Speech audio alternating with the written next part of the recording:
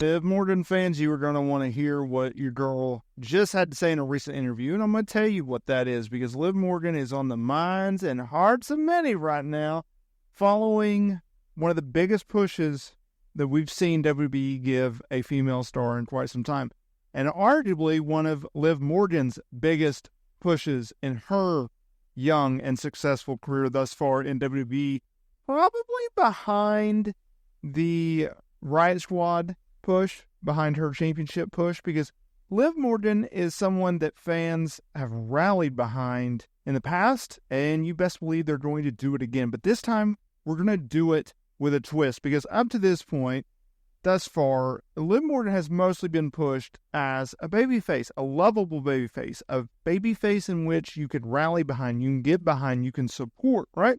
But now Liv Morgan finds herself at a very different place in her young and successful career. Well, why is that? Well, it all comes down to the heel turn, right? It all comes down to Rhea Ripley, because Liv Morgan sidelined for half of 2023.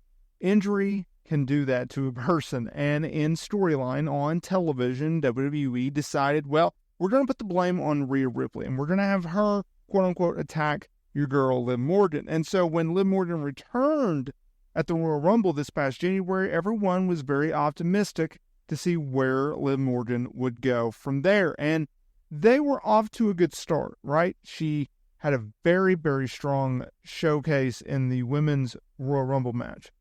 She was one of the final members, maybe final two, if I remember correctly, and ultimately fell short. A match won by Bayley. Then followed up, okay, they're going to do the revenge tour. I like this idea. And she talked about how she was going to get revenge on this person and that person. And then she was booked in the Women's Elimination Chamber match, where she fell short yet again to Becky Lynch. And since then, well, she's been booked to lose. But once she entered the program into Rhea Ripley, once she did the backstage attack on Rhea Ripley a few weeks ago on Monday Night Raw, and ultimately resulted in Rhea Ripley injuring her shoulder, suffering an AC sprain in her shoulder, and being sidelined for at least 3 to 4 months. Well, they had to do something, and so obviously they stripped her of the championship. And so fast forward, Liv Morgan got overlooked yet again by Becky Lynch. But look, instead of looking at the negatives, let's look at the positives, because Liv Morgan, she is going to be on a upper trajectory, right? Everyone is talking about Liv Morgan right now. She is WWE's hottest female star right now, and one of their hottest stars in the entire company. And that says something, especially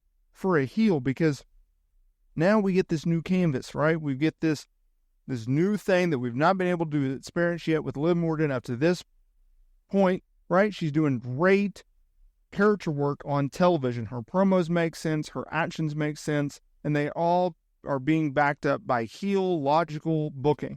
And that's great to see. So what did Liv Morgan have to recently say? Well, I'll tell you, because I thought these comments were pretty interesting. She was on the gorilla position over WrestleMania week. I love how these interviews continue to drop weeks after this event. But anyway, she was asked to name which stars she was loving in NXT and who she would like to see join the main roster, which is pretty fitting considering this video comes around the draft time. So this is what she had to say.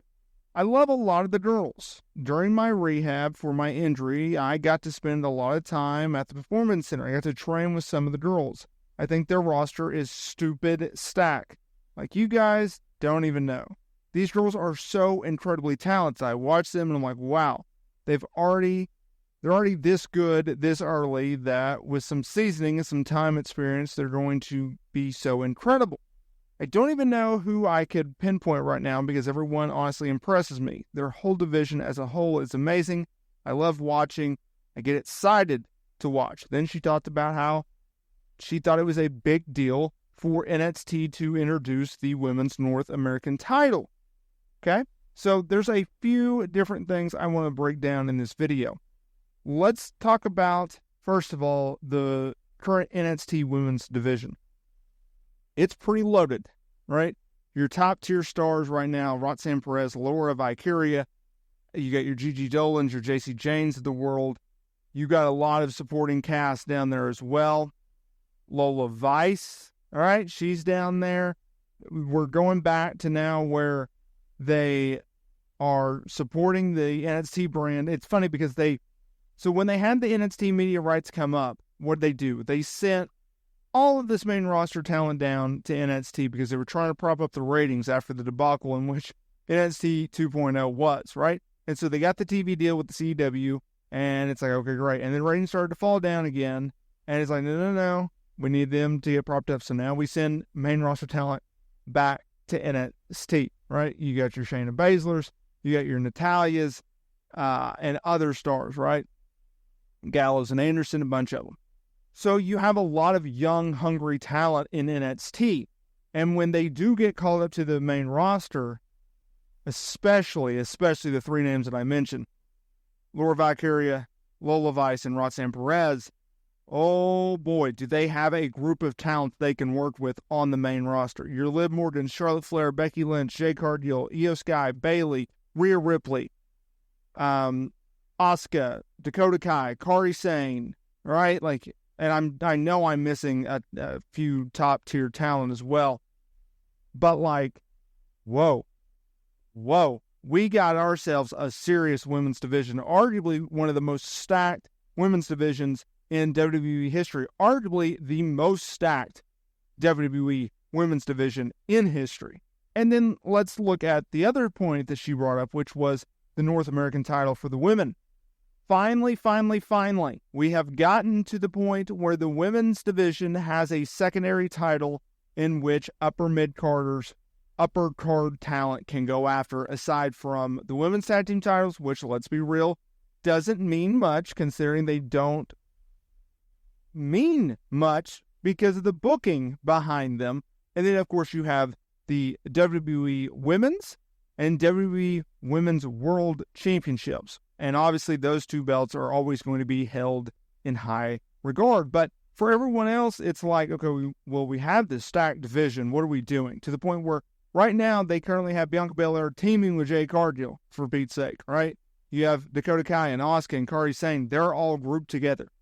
And they're working trios matches and tag team matches, right?